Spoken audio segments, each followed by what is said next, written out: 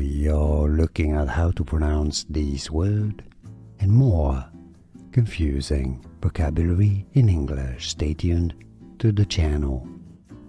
Despite some controversies in the US, this has nothing to do with the N-word. It's etymologically unrelated totally.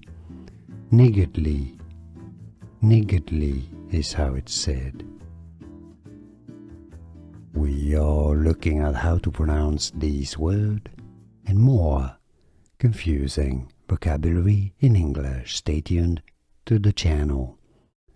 Despite some controversies in the US, this has nothing to do with the N-word. It's etymologically unrelated totally. Niggardly.